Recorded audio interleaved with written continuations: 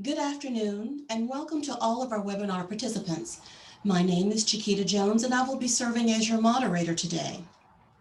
On behalf of the South Carolina Minority Business Development Agency, operated by DISA Incorporated, the MBDA COVID-19 project, and Midlands Technical College, I would like to welcome each of you to this cybersecurity webinar, the fourth in a series of webinars on a variety of topics delivered by those with the experience needed to help your businesses safely navigate through this unprecedented pandemic and these uncharted economic times. Today's webinar is designed to help minority and small businesses gain the necessary knowledge and utilize the proper tools to help keep their online experiences as safe as possible, including email as well as business and personal transactions, and to avoid the malicious traps that often await us when we're online.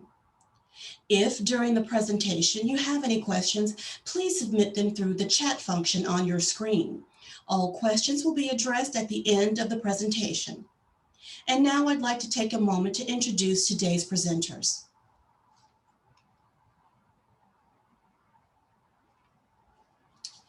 Mr. Tony Hoff graduated from the Citadel with a degree in computer science and has worked in the IT industry for over 35 years. 30 of those have been with higher education at Midlands Technical College. He directs a team of highly skilled technicians supporting hardware, software, networking, and telecommunications for all 7 campuses of Midlands Technical College. He has served on numerous local and state boards and committees related to IT management and advanced technology. Mr. Carl Caraway graduated from the Citadel with a degree in mathematics and has worked in the IT industry in the private and public sectors for over 37 years. He has worked in higher education for 24 years with Midlands Technical College and previously for 7 years with the South Carolina Technical College System.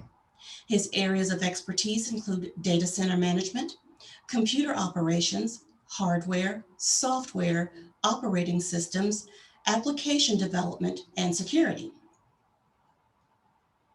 Mr. Hampton Saucy graduated from Georgia Southern University with a degree in business administration and has worked in the IT industry for 30 years at Midlands Technical College. He manages a team of PC hardware and software technicians, programmers, and network support personnel for all 7 Midlands Technical College campuses. As you can see, we have a lot of experience here for you today that are going to impart some fantastic knowledge to you.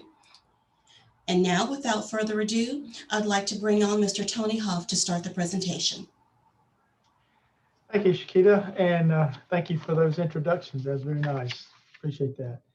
Well, I want to thank Mrs. Sumter and Shakita and Tiffany for having us here today.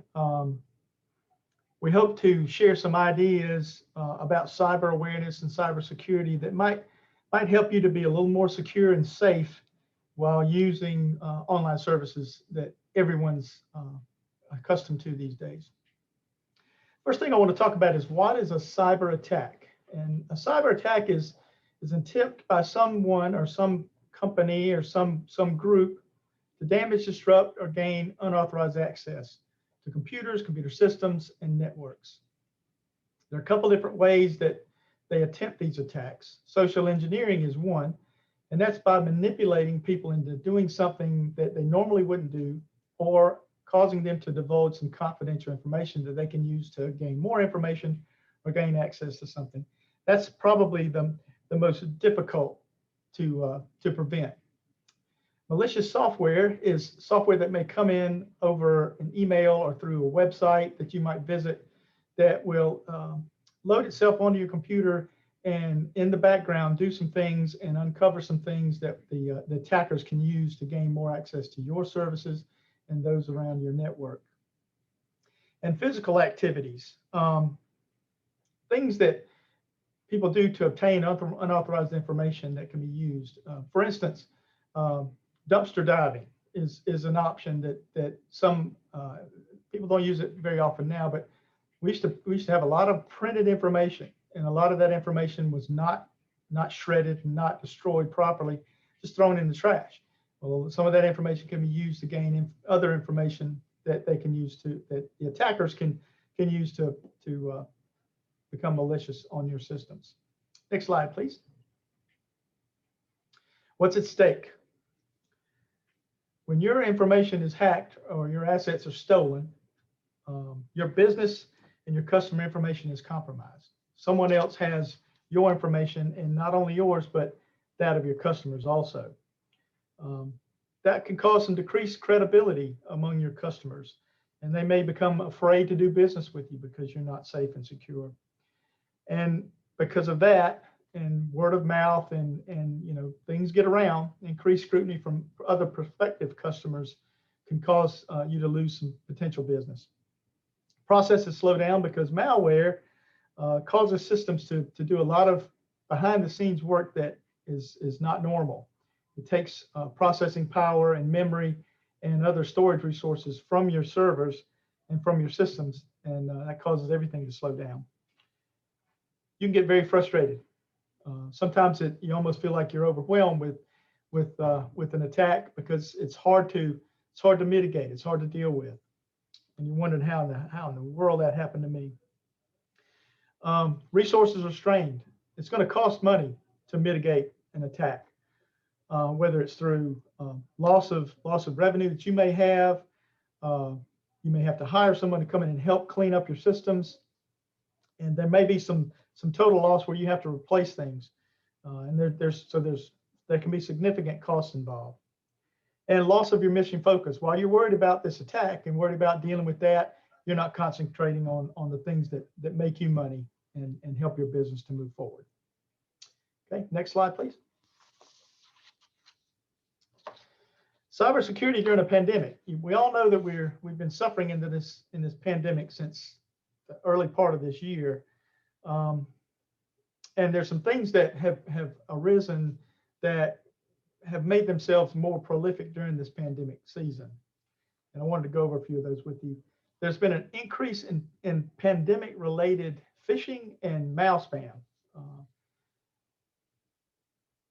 Messages have been received from purportedly the World Health Organization or the CDC offering advice, providing links to click that may offer some information and some encouragement, and there can be some malicious software behind those links. There have been emails from companies that are offering products and services. You click here and get a 20% discount on your PPP equipment and all of that, all those kinds of things, cleaning equipment, things like that. Make sure you're aware, make sure your employees are aware to be cautious when opening emails about COVID-19. If you aren't aware, if you're not familiar with the particular organization, then go on the web and search for that organization to see if it's valid and see if they are offering those kinds of services. And be careful of clicking on anything from the World Health Organization. And we'll go over some other things that can help you identify some malicious emails in a little bit. Credential stuffing. A lot of us are creatures of habit, and it's hard for us to remember multitudes of passwords. So a lot of us, and I've been guilty of it in the past, I try not to do it now, we use the same password, username everywhere we can because it's easier for us to remember. That's not a good thing, because if an attacker can gain your credentials, they can possibly use those same credentials to access your accounts and related systems outside of how they normally would, how they got the credentials to start with. They can use it to attack anything that you do business with online. Ransomware is where an attacker comes in and gains access to your systems and will place some software on the system that will basically encrypt everything that's on your hard drives, on your drives. You no longer have access to them. You can't see them. They're encrypted. And then they'll send you an invoice saying, if you want to get your data back, pay us this much money and we'll unlock it for you. We'll give you the key. Well, it's been said before that you never want to deal with terrorists because you can never trust them to do what you're paying them purportedly to do. So it's not a good idea to do that. The best thing is to try to prevent ransomware as much as possible. And there's some softwares you can use. We'll talk a little bit about them later. But the second best thing to do if you are a victim of ransomware is to make sure you have really good backups that are done very frequently. We try to back up everything daily here, and to prevent in the event that we get an attack, we can just replace things. We can reload things from the backup and not have to pay to have it unlocked for us. Remote desktop protocol. That's something that typically is used to connect to servers and to connect to other services remotely. Many of you probably use that if you're working from home, or many of us have been working from home. So that's a protocol that's used. Well, hackers can scan, if they gain access to a network, they can scan that network for those ports and attach things to those ports to give them more access to your systems and your network. So be aware of that. The best way to connect to services remotely is to use a VPN, a virtual private network. And we'll talk a little bit more about that later, but that's the safest way. It encrypts everything going back and forth so they can't get any information from you during that transition period between your system and the servers that you're trying to get to. Next slide, please. And we have a poll question. How often do you use public Wi-Fi? Appreciate it if you would just make a selection, and then we'll talk a little bit about it.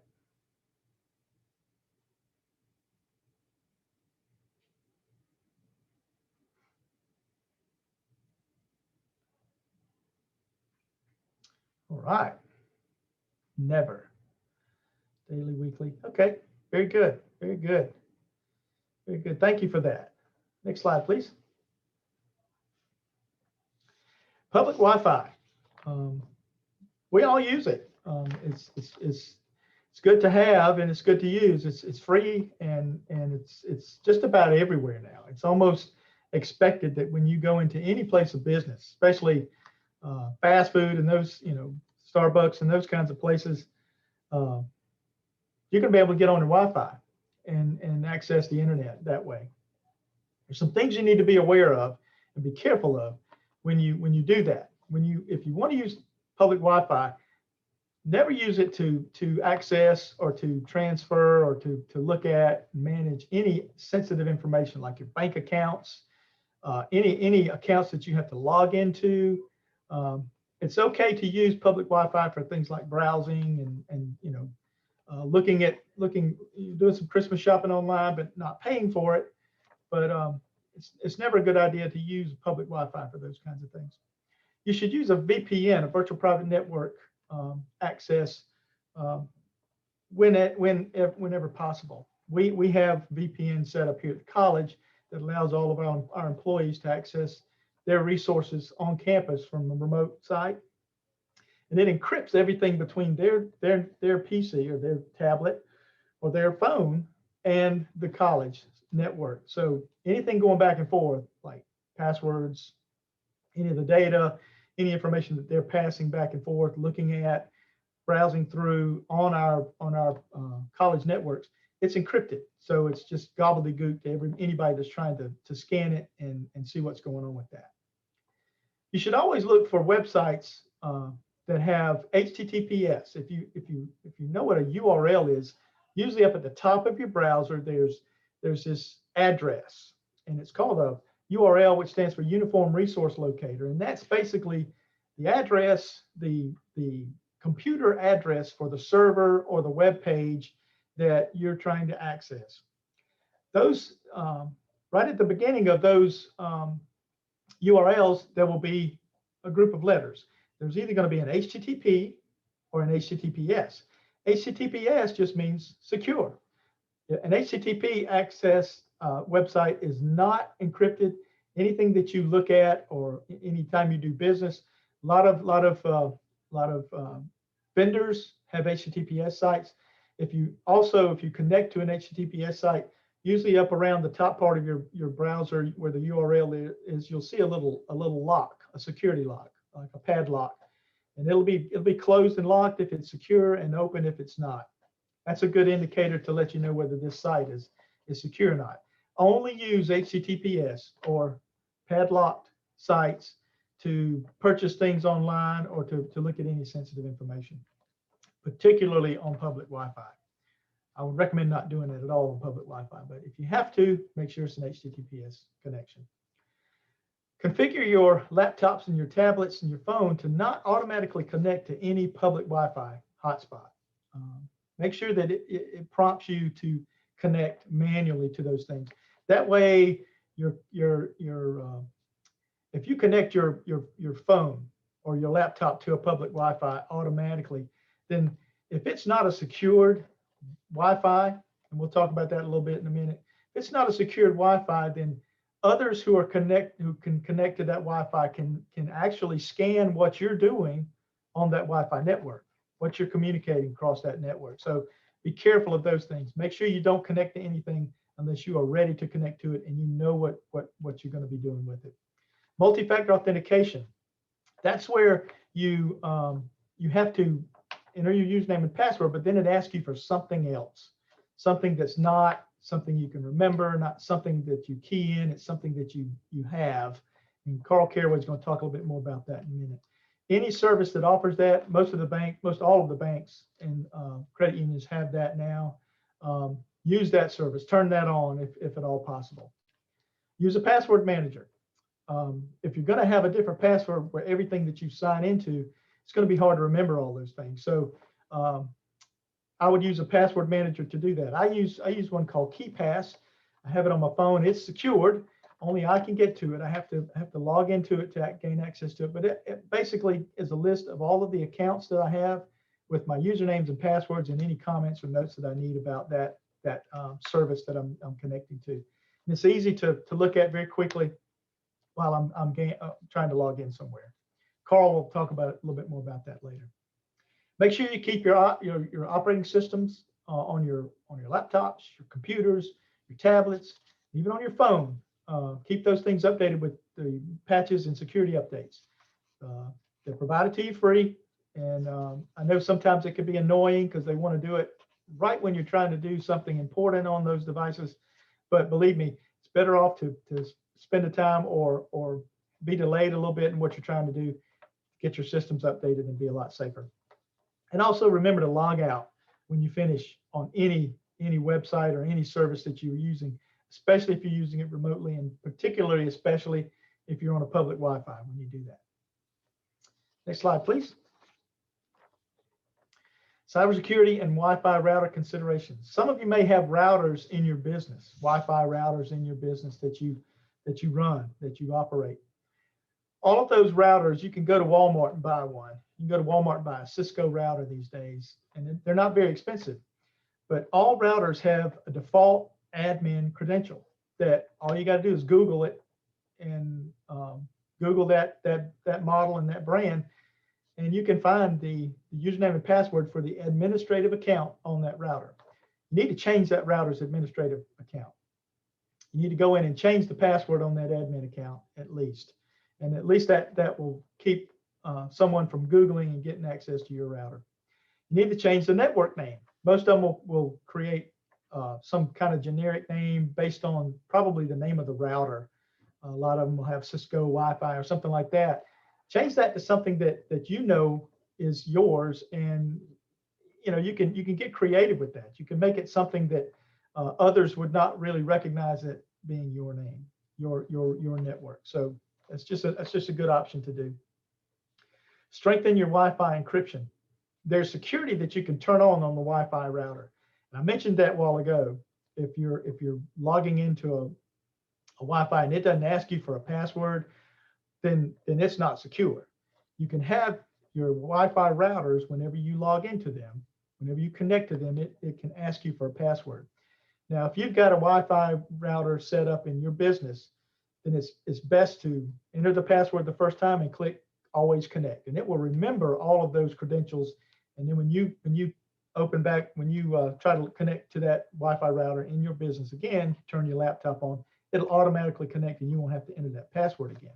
But for others outside of your business who are not typical, who are not your employees and are not you, not people you want using your Wi-Fi network, they don't have your password. So it's going to prompt them for a passcode or a password in order for them to even connect to your Wi-Fi network in your business.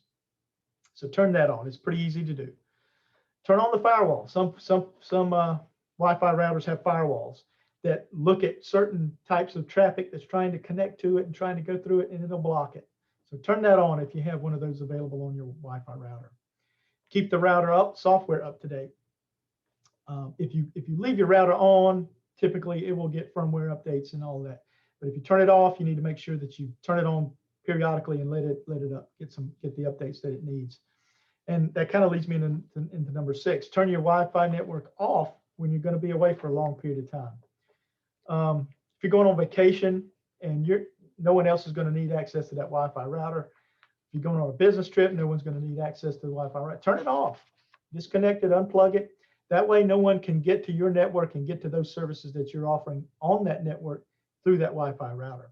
Because a lot of times people can just sit out in your parking lot and connect to your Wi-Fi router, and you won't even know it. Short story: when my kids were growing up, they had some friends, and they were all doing the online stuff in high school and all. And I kept seeing one of my kids' friends who lived in our neighborhood. He'd pull up in our driveway, and he'd sit there for about 2 or 3, 5 minutes, and then back out and leave. And finally, I went out there and stopped. I said, "Trip, what are you doing, man?" And he said, "I'm sending my homework to my teacher. My dad's too cheap to buy Wi-Fi at my house, so I come over here and connect to yours, and I send my homework." So he was sitting in my driveway, accessing my Wi-Fi router, and my sons had given him my password, so that was how he could do that. But locate your router in as close to the center of your building as possible. And what we want to do with that, the Wi-Fi router has a field that and a circumference that it can emit a transmission and a connection. If you cannot get to that physical location that's close enough to receive that signal, then you're not going to be able to connect to that Wi-Fi router.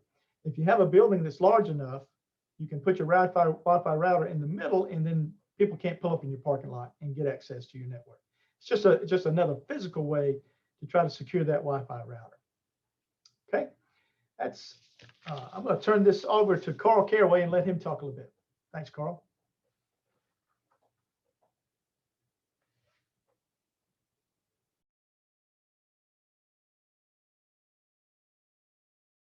You are muted, Carl. How about now? Can you hear me now? Much better. All right. As Tony mentioned earlier, I want to thank everyone for being online today, and thank MBDA for giving us the opportunity to share information with you. It's tough now dealing with computers and networking, along with technology. Come along a lot of these vulnerabilities and things that we have to watch out for. Tony mentioned earlier about password management. That's one of the key things. That's kind of like the key to getting into your house or getting into your business. If anybody gets that key, they can come in. Same way with passwords. And when you're creating passwords, just about any site that you go to these days where you have to sign in, you're going to have to use a username and password. You want to make sure that you're using a different username and different password for each site or application that you go to. And as Tony alluded earlier, if you use the same username and password, or even the same password at various sites, that's like giving somebody a master key that can get into your house, your shop, your garage, your office, and all of that. So you're spreading things out. It takes a different key to get into everything. You want to make a password that contains at least 12 characters, combination of letters, numbers, and possibly special characters. I'll talk about that in a future slide while we're recommending 12 characters. Tony also mentioned using multi-factor authentication when it's possible. Some things can allow you to do that. Some of them haven't been modified to do that yet. And multi-factor authentication uses 2 pieces. It's something you know and something you have. Well, the something you know is your username and password. The something you have is your tablet, your cell phone, or other device. And at the drawing down at the bottom or the diagram, on the left side, your typical sign-in screen where you key your username, password. And then before you can get to that particular application, you'll get a message on your phone and you have to say, someone's requesting to get into the application. Is you, if this is you, click yes. If not, click no. What this does, if somebody were to get your username and password and log into a site or attempt to log in out of the blue, or when they did this, you get a message on your phone saying, you're trying to get into this application. Well, at that point, you can hit no, and they can't get in. And they don't know why. They just don't have access to it. So this has really added a lot of extra protection for people with the, beyond the username and password.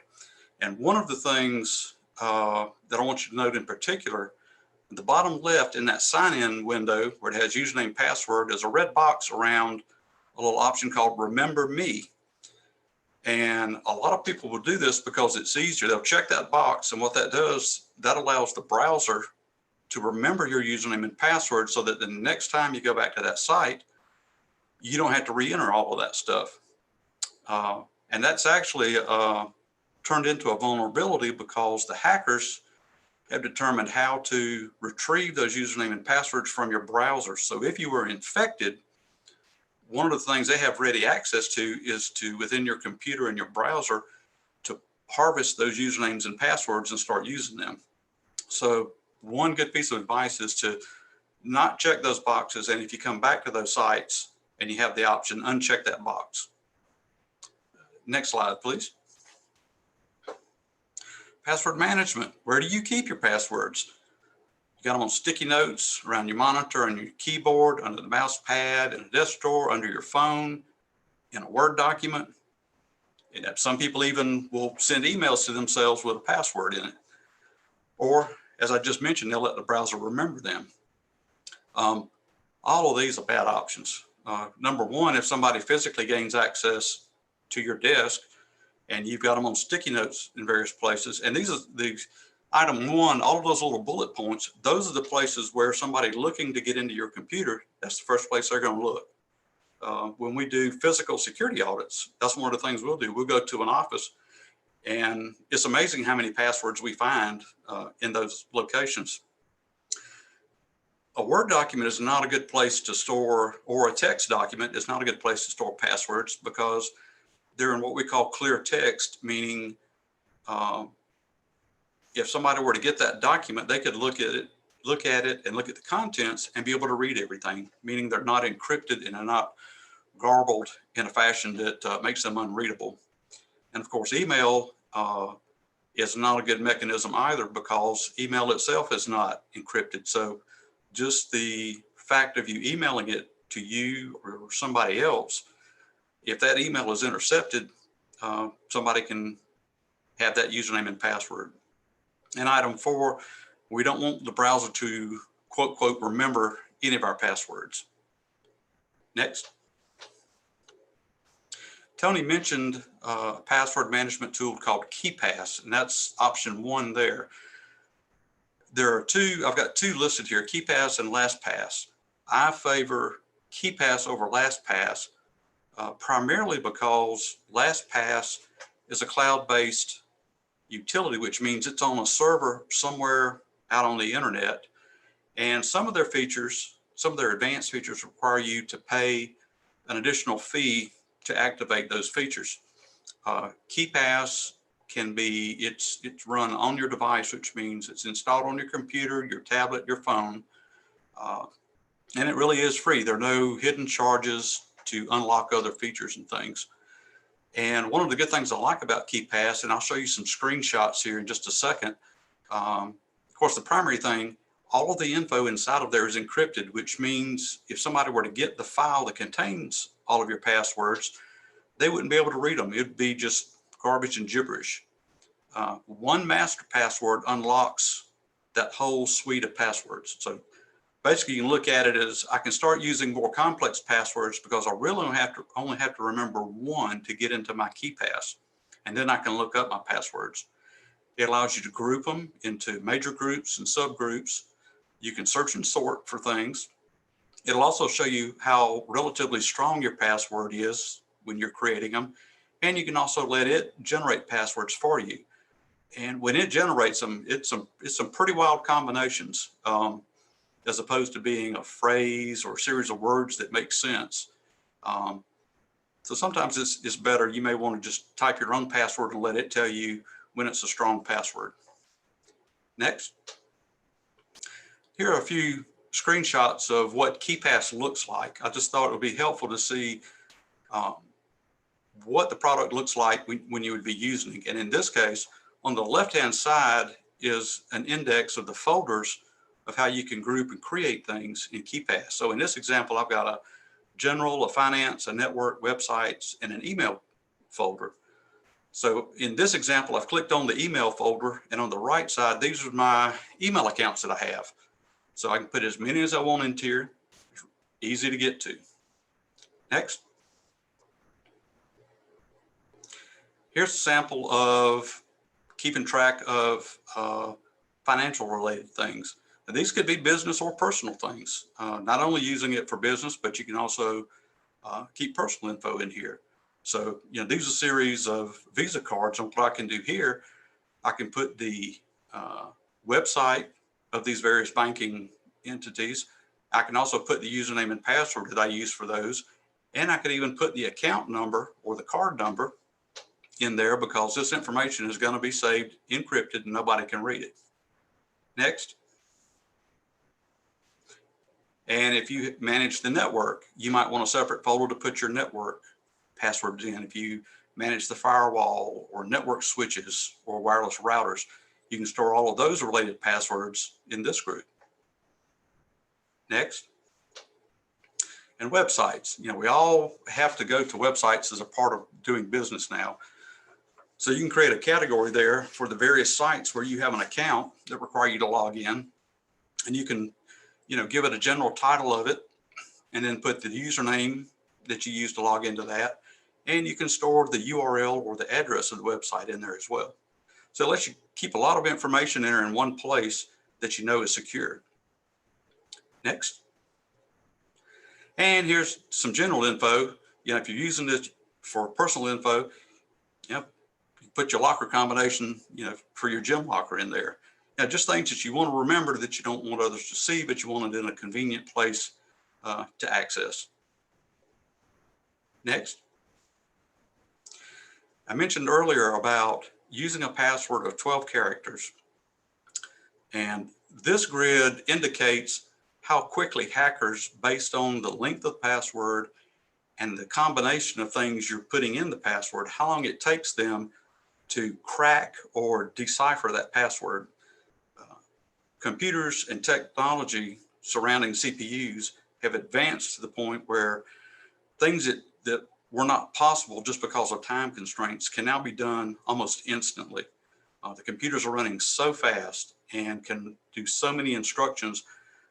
They can go through all these various combinations of passwords and actually figure out which one is the actual correct password.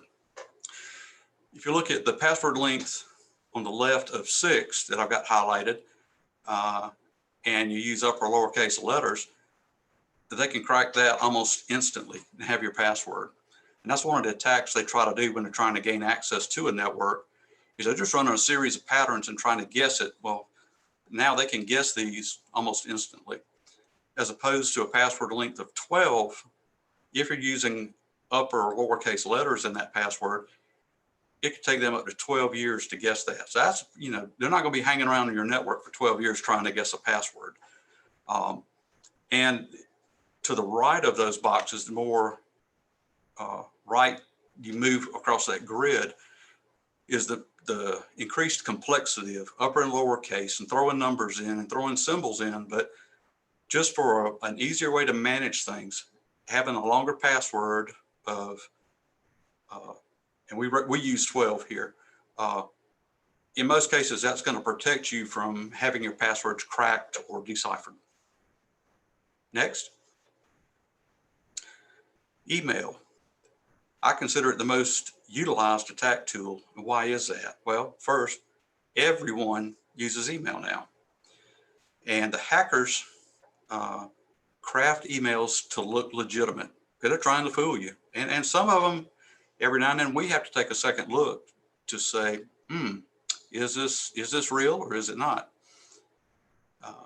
Emails are crafted to invoke an immediate response or action. Typically some sort of emotional trigger as well, or making it appear as if it came from somebody of, importance or high level, maybe a VP or president of a company, or, somebody along those lines. Something you think, oh, I need to act on this and act on it now. Item 4, email is not secure, but many people think that it's secure. So what that means is that when you're sending an email message, unless you're using a special service that encrypts emails, whatever you type in there, whether it's just regular sentences and things, or whether you're putting bank card info in there or social security numbers, that information can be intercepted between your site and the recipient site. And number 5, hackers know that people assume email is secure. So they're banking on the fact you're going to try to use email to send some sensitive information. And as number 6 says, they're going to exploit that vulnerability. Again, relying on what they call the human element. A lot of the equipment now, firewalls and those sorts of things, are doing a great job of keeping hackers from breaking in that way. So now they're trying to come in through the human side and fool people. Next. And there are 3 types of email attacks: spam, phishing, and spear phishing. And I'm just going to go briefly into the difference between the 3 just to make you aware of some of the tactics they're using. Next. Spam is an unsolicited, high-volume messaging attack. They're designed to overwhelm users and sort of confuse them or get them to trick them into opening something. Or a spam attack can be launched against a site to try to flood that site with email traffic so they can't conduct regular business. It'd be like trying to, if you're on a dirt road and it came out to an interstate that had 4 lanes of traffic and it was bumper to bumper traffic going 75 miles an hour, you wouldn't be able to pull off of that dirt road and get on to that interstate. That's kind of what a spam attack is designed to do. It puts so much traffic on the network that normal things and other things just can't occur. Originally, spam was used as marketing campaigns to sell things, but over the years they have morphed into malicious types of emails that are trying to compromise your networks and trying to gain, banking info, your personal ID information, and anything they can use to come back and attack you either on your network or financially. Next. Phishing. Phishing was a development out of spam. Phishing takes it to another level because they're crafted to make these emails look like they're coming from a trusted source, such as your bank, online shopping site, Amazon, those sort of things.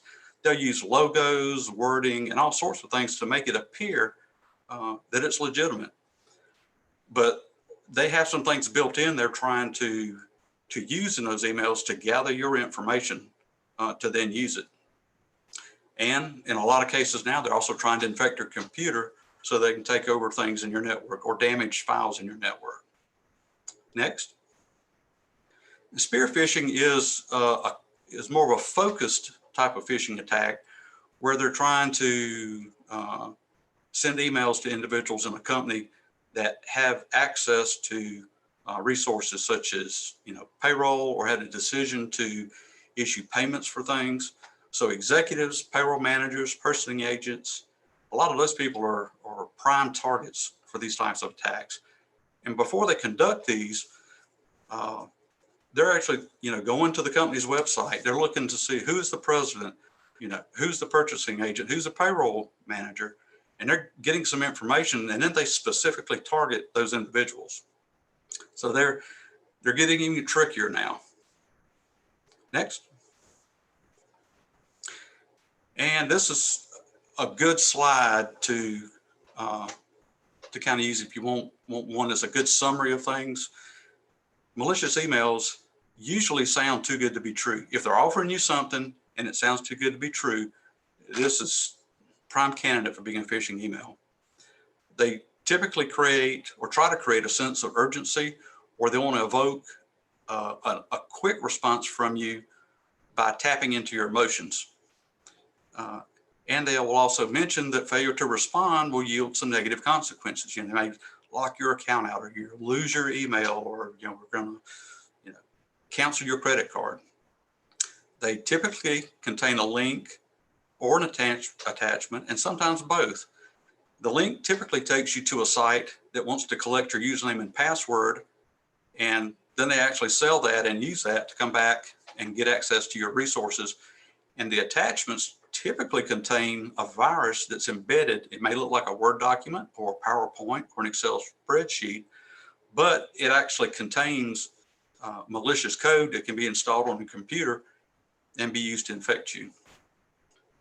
And again, tying back into number 4, that link would take you somewhere to ask you to enter your credentials or personal info. A lot of these emails, because they're crafted, outside of the US, a lot of times they don't get our nuances in the way we say things or the way we construct sentences. So a lot of times you'll see grammar mistakes and usually some obvious spelling errors. And a lot of times they're linked to holidays and events. Again, they're trying to hit you at a vulnerable point where you're getting a lot of emails and they want to try to trick you and get you to slip up. For example, we're coming into the prime shopping season online with the holidays coming up. So as you buy things online, you get emails from either Amazon or the shipper that says, you can track your shipment here, click this link. A lot of hackers will send out emails whether you have an account or not with Amazon or some other shopping site. Could be QVC, some of those sorts of things. And they'll just send them out blindly, kind of on the spam mentality of, if I send this to 1 million people and only 1% of these bite, that's 100,000 people who are going to bite, take this thing and take the bait. So, and I've actually seen cases of people who have sent an email to us and said, is this email valid? And it was, an email from Amazon saying their item had been shipped, and click this link to track their shipment. But in the course of talking to them, they said, I've never bought anything from Amazon. So if you've never bought anything from Amazon and somebody says your shipment's on the way, that ought to tell you something. So, but again, just be vigilant, because the attacks are not going to slow down. And as the email filtering capabilities get stronger, the hackers find additional ways to get around them. So it's just a constant chase, and we're always chasing that moving target. So just remain vigilant. Next. I'm just going to walk through 2 or 3 emails to show you some of the things to look for in these. This is a real simple email here. It says your password will expire in 48 hours. Click here to validate your email. Next. In this link, you can tell, or you should be able to tell in an email when there's a link. If you take your mouse and hover over the link, it'll display where that link is actually going to take you. And the mailboxm.jimdo.com, I don't know who or what that is, but I wouldn't dare go there. So that's an obvious clue that that's just not what you want to deal with. Just delete it and move on. Next. Another part of this, the from and to, their organizations on the right-hand side of the @ sign are different places. If I'm sending something to somebody in my organization, it ought to be from the same place. So that's an obvious clue that somebody's trying to pull one over on you. Next. And here's a similar one that will be sent around by Amazon, eBay, various people. And this is one talking about their account could be suspended if they don't take particular action. Next, so we're going to dissect this one. Okay, here's the negative impact. Your eBay account could be suspended. Next, sense of urgency here. Your account will be suspended for a period of 24 hours if you can't resolve them. Next, even greater sense of urgency. After this period, your account will be terminated. Not only are we going to suspend it, we're going to terminate it. Now I'm really worried. Next. And at the bottom, they've got this statement that looks like a legal statement. So man, these people are serious. Well, these are all characteristics you'll see in malicious emails. So when you get these, ignore them, delete them. Don't even, and do not click on anything, and do not open the attachment. Next. And here's one coming supposedly from Citibank. It looks legitimate. They've got the logo. They've got a little caption at the bottom, a member of Citigroup, copyright. It looks kind of official. Next. Here's the negative impact. Confirm your data or your access to the system may be blocked. Well, I don't want to get locked down on my banking account, so now I'm worried. Next. The other thing is they've got a link in here. So again, anytime I see a link, I'm gonna hover over it. But when we hover over that link, you notice in the actual link itself that's in blue, it's web.da-us.citibank.com. Now the citibank.com looks official, but when I hover over it, the real address of that is a numeric address, 213.132.111.36. That's an address somewhere out on the internet. Clearly, if this were a valid email, that would be a Citibank address also. So we know this one's phishing, delete it, just move on. Next. The other thing too, this is where I was talking about the comparing the addresses. Again, you hover over the link, is where it says it's going where it's really going. And in this case, no, that's a red flag. Next. Again, how to react to these things when you get them. Remain vigilant, especially if the email comes from somebody outside of your company or your close friendship ring. A lot of spam and phishing emails will have an unsubscribe option at the bottom. Click here to unsubscribe and not receive any more from us. Don't click that link. What that does, that tells the attacker, I've got a live one. Not only did they get it, I know they got it because they clicked on the unsubscribe link. They won't take you off their list. And in fact, they'll actually sell your email address out on the dark web as somebody who will click these links. So you'll get more spam. Email programs such as Outlook and others allow you to flag an email as junk or spam, and it will remember that setting. So if you get more from there, you won't even see those. So that's a good option to use also. That way you can, once you identify something as junk or spam, keep your email utility from showing you those again. Depending on how your company's set up, you may want to notify your IT department, or they may want you to notify them. They may have ways to block those from coming into your network. And also, if you think you're doing something or did something with a malicious email and you need to contact somebody in IT or somebody else in the company, do it quickly. The sooner you act, the quicker, the better the chance of minimizing any damages. Next.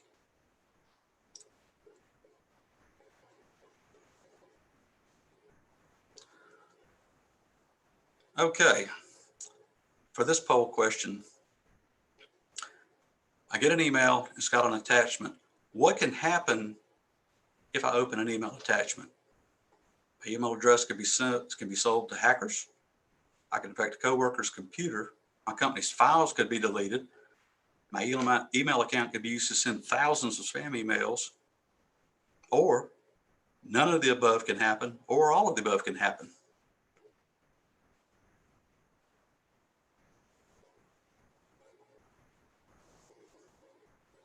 That's right.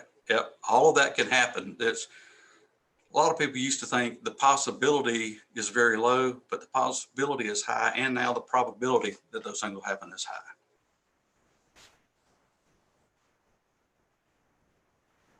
Next. Okay, let's say you got a malicious email. You opened it, you took the bait. You maybe even clicked the link and said, oh, I shouldn't have clicked that link. So now what do? Well, your computer could be infected with a virus, could have already infected somebody else on the network, or it could have encrypted files or may start encrypting files. So the first thing you need to do is notify your IT staff or whoever handles your email and computer networking. They may have things that they want you to do in addition to these steps. Some of those things may be to physically disconnect your computer from the network. That keeps your computer from being able to talk to the internet and computers and servers at your company. They may want you to also turn off the computer in case there's something there that could be damaging files. They'll have you, if they don't reinstall the operating system, they'll have you at least run a thorough virus scan to make sure any remnants or viruses are cleaned. And again, this will vary from company to company and site to site. But if you think you took the bait, it's better to go ahead and say, hey, I think I did this, so they can start remediating the issue as soon as possible. Next. And if all else fails, Tony mentioned earlier about the need for backing up your data in systems. People are going to get hit with viruses and they're going to do some damages typically. So if you're backing up your data, which you really need to, because that's your insurance policy to recover from any type of damage, not only from hackers, but even if you have a hardware failure, your server has an issue and a disk drive is corrupted. You can get the computer back and get it running again, but then you need to bring your data back or your applications back, and you have to do that from your backup. You want to make sure you use a quality piece of software or service. Some of those can be installed locally. Some are in a cloud service. It's best, if you can, to keep a copy offline, meaning you back up to it and you disconnect it from the network. That way, if you were attacked, they can't get to those backups. You may also want to, if you can and your budget permits, keep a copy of it off-site somewhere. That way, if your local site is attacked, you've got a copy somewhere else that you can go back to restore and get back in business. You also want to review your procedures for backing up regularly. Anytime you have new applications added or install new software or something about your environment changes on the computer systems, you need to make sure you've added that into your backup plan. Because there would be nothing worse than thinking you have backups, you get attacked, and then only 5 of your 7 applications were backed up. It's just not a good position to be in at that point in time. And once you're backing things up, you also have to test the restore process. That validates that what's been backed up is valid and can be restored.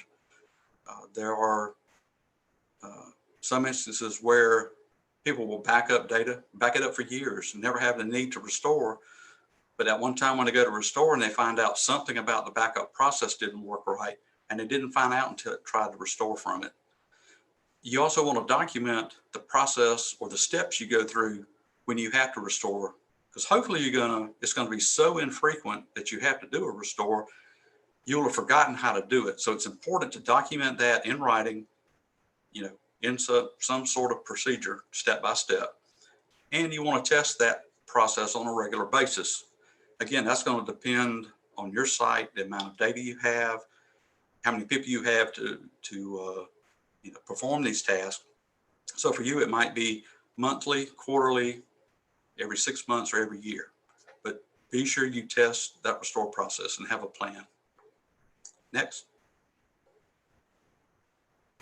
And the last major thing I'm going to talk about is secure file and document transfers.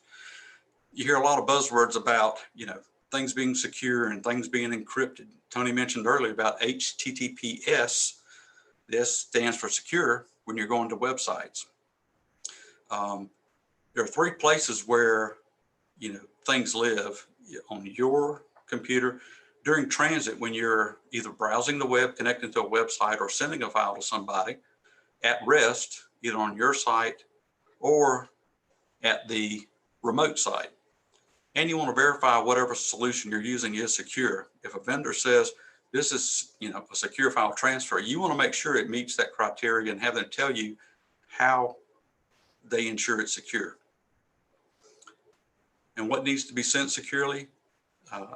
Anything that includes financial information, credit card information, social security numbers, personal information, and you would know those sort of things that cannot be leaked or that nobody else needs to see. Those are the things that need to be sent securely.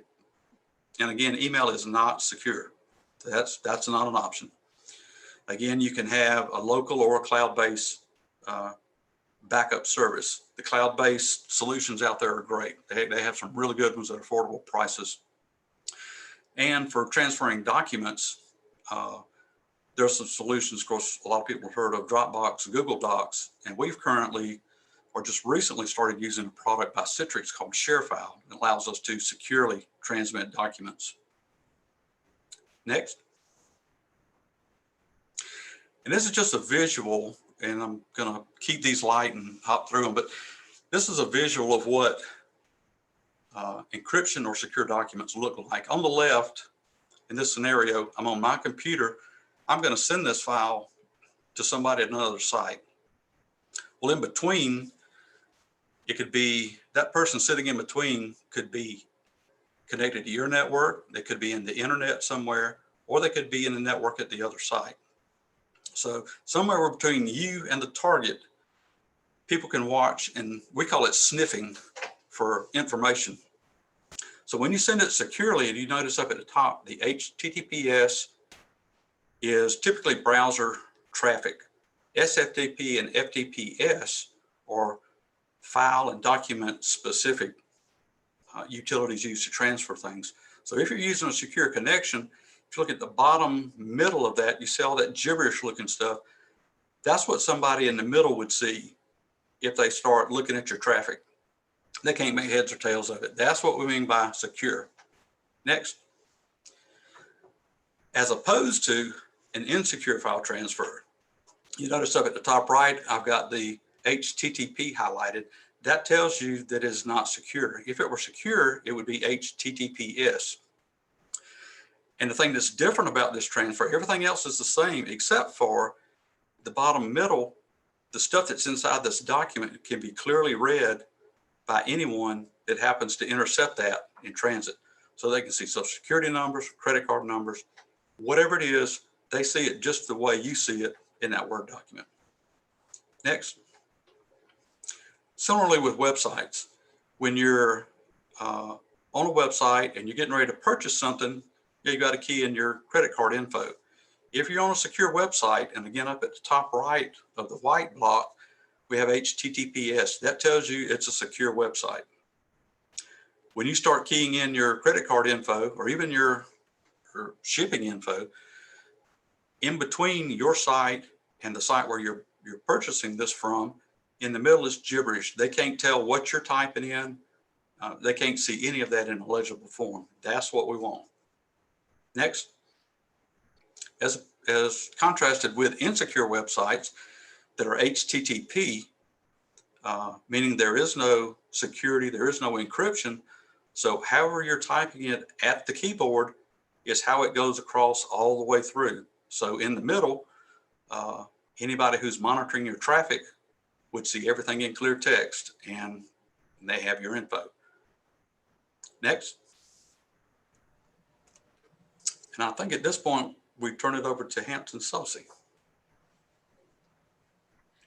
So how often do you post to social media? Daily, 3 times a day, 5 times a day, or almost never?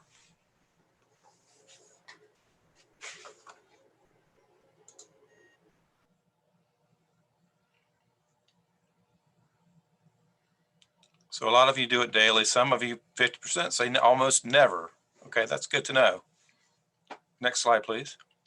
So I'm going to talk about a little bit about social media. First thing is to be aware that social media outlets are in business to make money. So you should expect ads to be prevalent. Some of those ads may be from bad actors, may have some bad things in there. As we all know, there may be some misinformation on some of the social media sites as well. Hand in hand with that goes to be aware of links. So sometimes there are links on there that you see.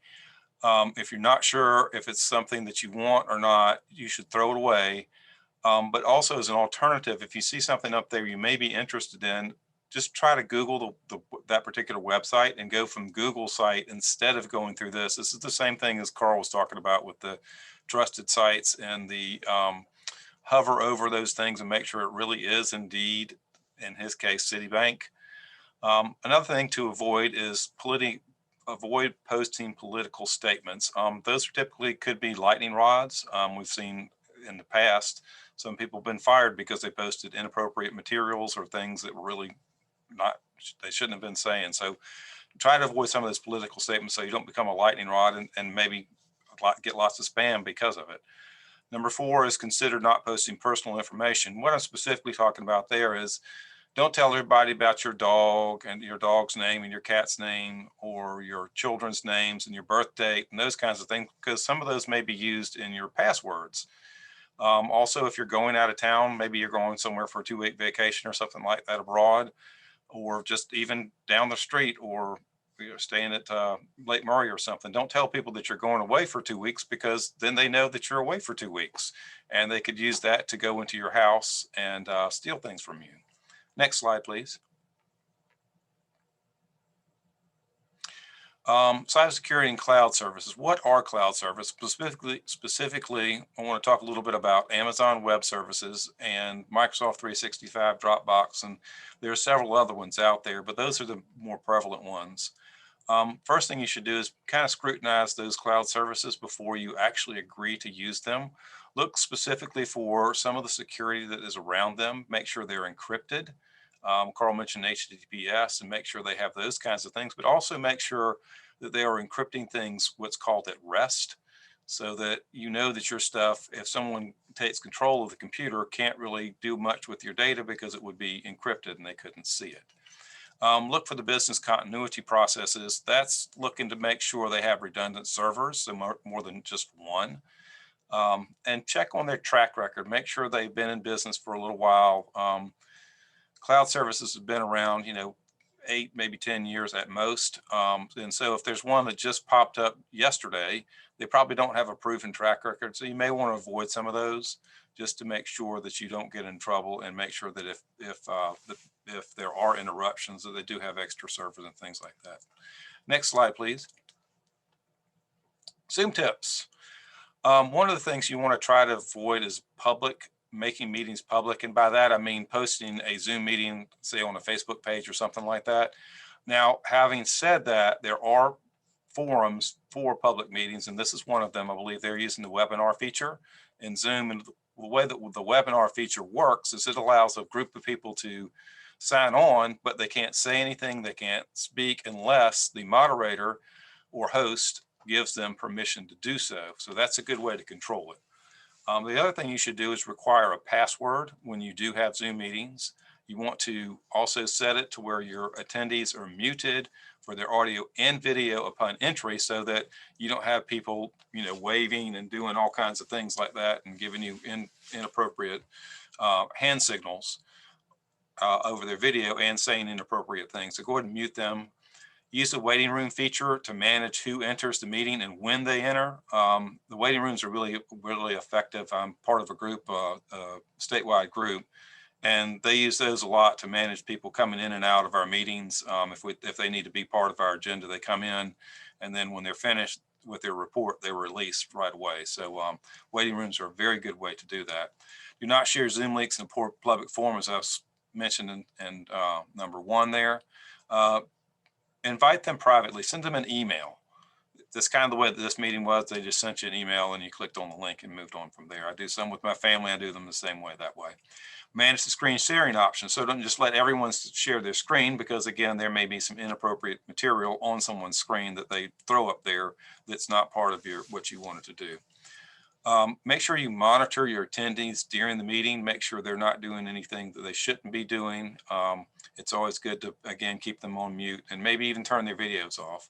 So if you've noticed, the three of us have been only putting our videos on when we're speaking. And then number 8 there is remove or mute disruption. So if anybody's disrupting the meeting, you can kick them out. And don't hesitate to do that because it does make it for a more smooth meeting. And I believe that's the last slide, and we have some questions. Thank you very much. That was great information, and I'm sure a lot of you may have questions. At this time, we're going to enter into a brief question and answer session, if you would. If you do have a question, please enter it in the chat box, and our presenters will address each one respectively.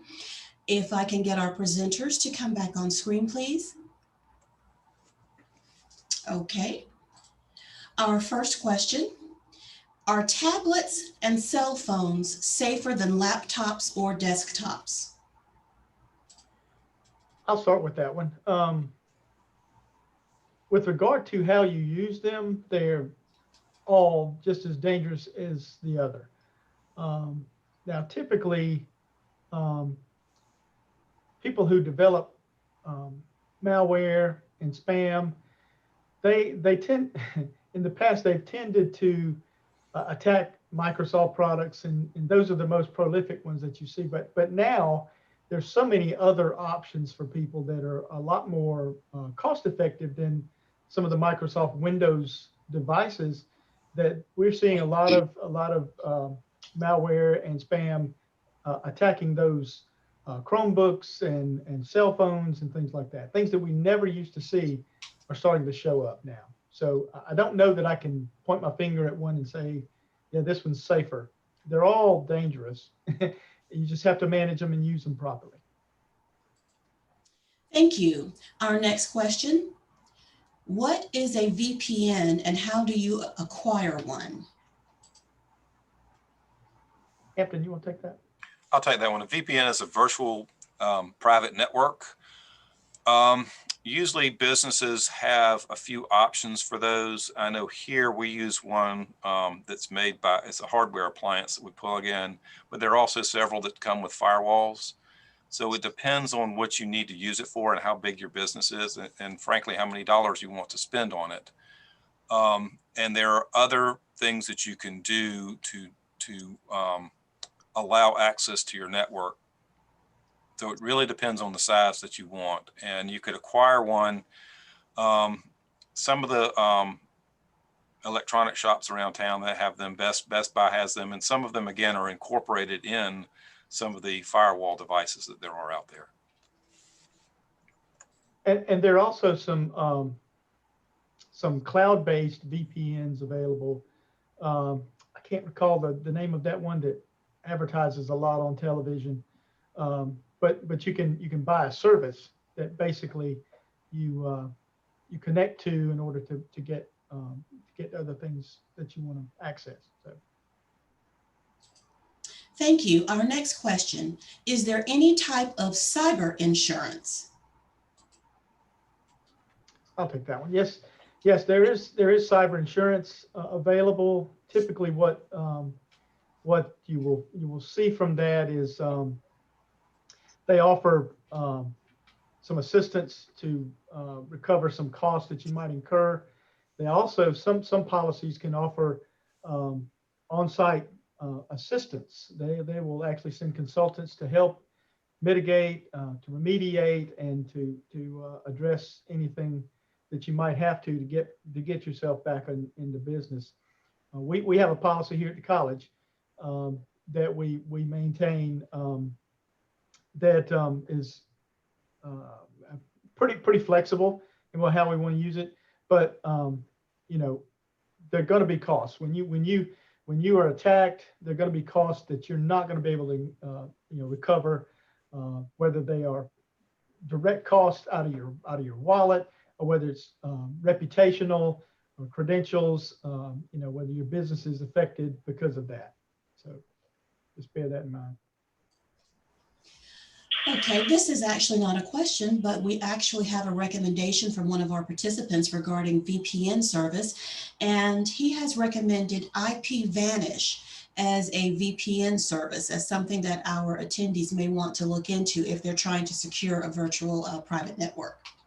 Okay, and our next question is, I don't have any IT support because I'm a small business and it's just me. How can I protect myself without support of an IT department?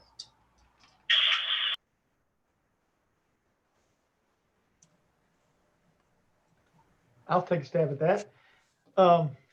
Well, there are lots of things you can do. We talked about a lot of them here today, and I think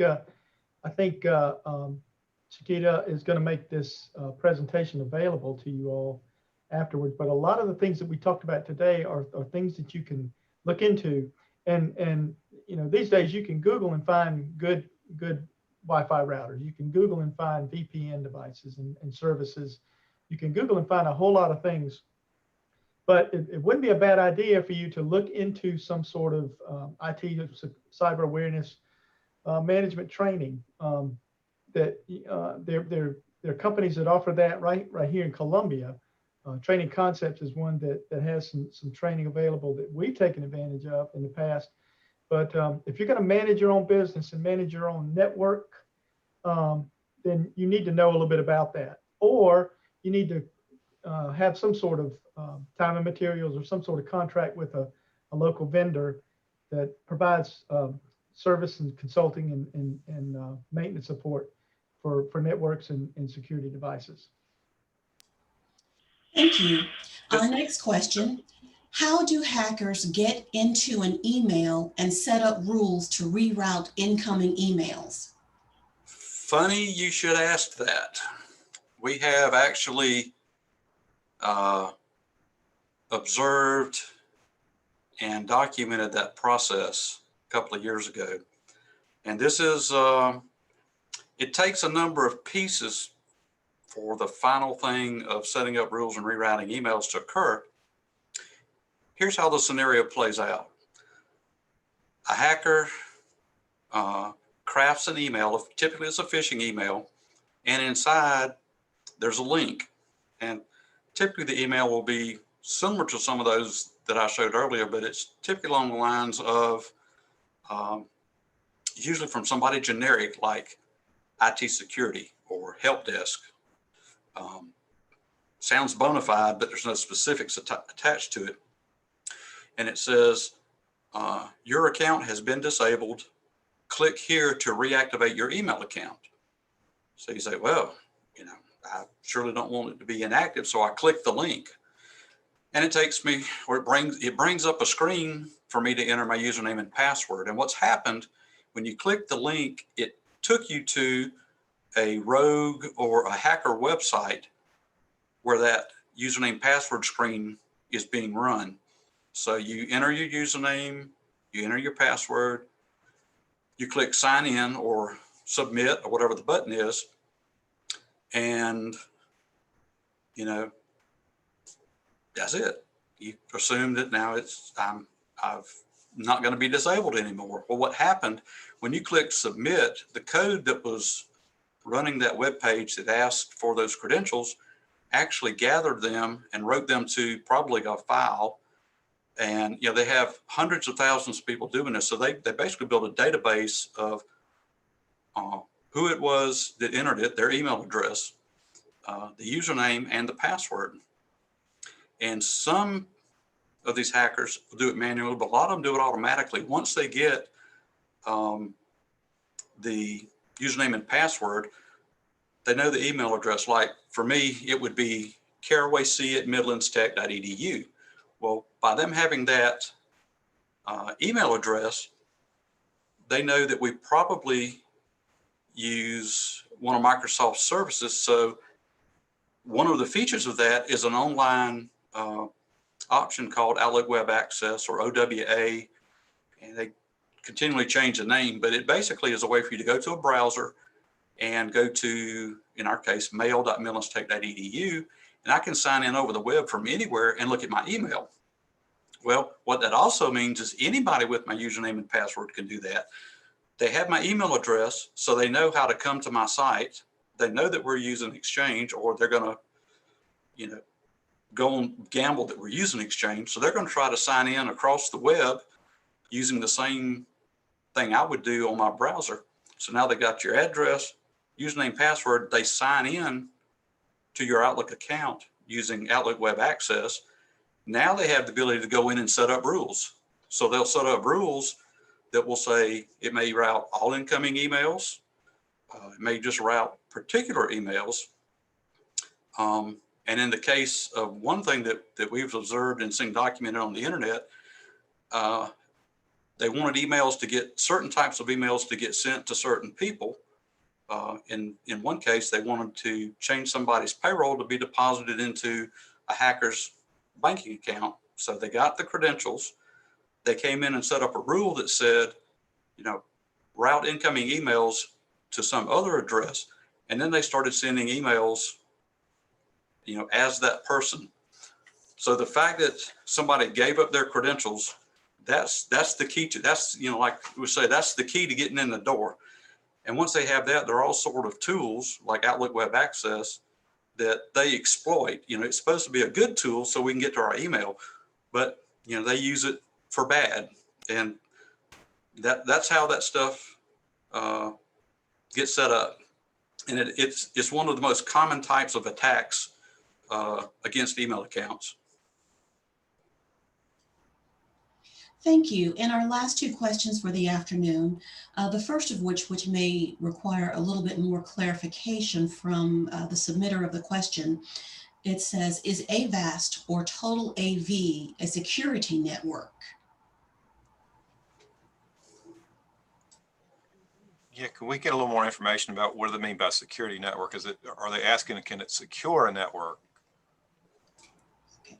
I would ask the submitter of that question if she could provide a little bit more clarification, and we'll be happy to present that as a question. Our next question this afternoon is, are MAC filters effective in addition to passwords?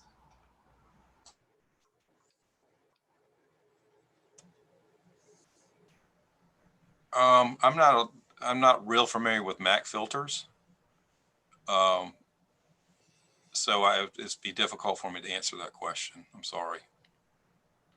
Well, MAC addresses, every device that connects to the internet, every device that has an IP address has a MAC address. Typically, there's a network card in your laptop. There's a network card in your computer, and there's an MAC, a MAC address attached to that card. Now, you can secure access to certain networks by that MAC address. You can say, I only want to allow this list of MAC addresses, which means I only want to allow these particular laptops or computers to connect to this network. So that's a way that you can use a MAC address to filter who's able to gain access to a network. And we've done that. We've done that to a certain extent, but it's kind of hard to manage because you have to have, each MAC address is individual and unique for that particular network card that's in that device. So you have to know that address and maintain that list, manually in many cases. So it's kind of difficult to do. Thank you. Yes, Laurel, Mr. you got Kerwin? something? I did a quick check on Avast, A-V-A-S-T, and it appears that Avast is an antivirus type of software, which is probably a good product to detect and remove viruses. However, it probably would allow phishing emails in because the way that they detect these things are different. So it may do a good job or even a great job at removing viruses, but you might notice that phishing type emails and spam emails may slip through, and that's only because their main focus is on antivirus, which kind of leads into you may need to use more than one product to get a good comprehensive coverage on those things. And I'm gonna put in the chat window here, one of the other things is you'll probably encounter a situation where you're infected with a virus, and it may not be one of the horrible ransomware viruses that just wipes everything out. It just may be a nuisance virus or something that just disrupts your workflow and your browser traffic. A product called Hitman Pro is out there, and I've used it for a number of years, and it will remove a lot of things that have been placed on the computer, because some viruses will put their pieces out there and they won't run until certain times. This Hitman Pro does a good job of finding things that are running and things that are laying in wait to wake up and start running and do damage. And they have a 30-day free trial. So if you ever run into a situation where you say, oh no, this has got to be a virus, what do I do? You can download Hitman Pro for free, run it for up to 30 days. And if you want to, you can buy the license to run it for a year. I think it's about $25 a year. But that's a good product that does a pretty good general job at a lot of things. But Avast and AVG, and there's several other companies out there that have free protection software you can use.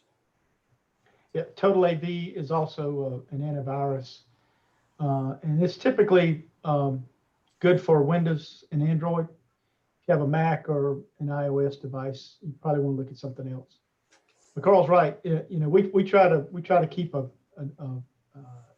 multitude of things checking around here. We have basically for emails, we have 3 products that we have in line between the internet and our users' mailboxes to try to filter out all the junk and try to get as much good stuff in as possible. So having a diverse platform of virus protection and malware and spam filtering is a good thing to do. I notice we also have a question, I think that we skipped, of are tablets and cell phones safer than desktops or laptops? That's a good question. Now, I answered that one first. Oh, I'm sorry. But you can go ahead and add to it if you'd like. Oh, nope. Are you sure you wouldn't like to add to it, Carl? Well, any device is vulnerable. And none of the options out there are any more safe than the others. And in some cases, cell phones and tablets may be more vulnerable just from the standpoint, a lot of people don't think to install these antivirus and these other types of defense mechanisms on those devices. And cell phones, you know, as far as the development of technology, you know, cell phones are, and the mobile phones, smartphones are on the later end of technology. So I view it kind of as, you know, shaking a product out. Computers, laptops, desktops have been out for ages, and, you know, they're still patching things to keep the bad guys out. Tablets are relatively new, and they have their own little nuances they have to patch. And, you know, the mobile phones and smart devices are kind of the newest things out. So they're going through some of the same growth pains of keeping the bad guys out that all these other technologies have had. So they're in each of their own ways, and none is more safe than the other, I don't think. Okay, thank you. Our final question for the afternoon. We have an attendee that says she keeps getting an internet message, a message that her internet is unstable, particularly when participating in Zoom meetings. She wanted to know if there are any safety issues or security issues involved with that, and she purchased a Wi-Fi booster. Any recommendations on her issue? The unstable message she's receiving is typically because there's not enough bandwidth to stream the Zoom meeting. I was in a meeting on Saturday with a bunch of people, and we just had too many people using it. So we moved most of the machines off of that onto something else. So that is a bandwidth issue. So if she's at home with children who may be playing video games or something like that, that could be competing for that bandwidth that's there. So you may need to, instead of a Wi-Fi booster, which may help, just depends on how it's configured, she may need to purchase additional bandwidth at home or at the business, either one. Yeah, typically a Zoom meeting is going to need about 12 to 15 megs of bandwidth. So I know a lot of, it depends on how much bandwidth you've purchased, but games require a lot more, up to 25 megs. So if you've got someone playing two people playing games and you're on a Zoom meeting, that's about 65 megs that you need right there to accomplish that without having any conflicts. Also, it's a good thing we found when using a tool like Zoom. If you're not actively participating, turn off your video. When you turn your video off and just send a static name or a picture, that cuts down on the bandwidth that you need to maintain that connection a lot. Video is very, very taxing on bandwidth. So and it's also good to recommend to anyone on your Zoom meeting if you're not talking, you're not participating, then turn your video, mute your video, and even mute your audio too, because anything that goes over the connection is going to cost bandwidth, and the more you can eliminate unnecessarily, the better off you'll be for that connection. Great, thank you so much. On behalf of the SCMBDA, Midlands Technical College, I want to thank you all for participating in our cybersecurity webinar today. We certainly hope that you found this information useful and that you can put it to work for you as you forge ahead in your business and personal endeavors. All webinar attendees will receive a PDF version of today's presentation. After the webinar, you will be sent a brief survey about the information presented today.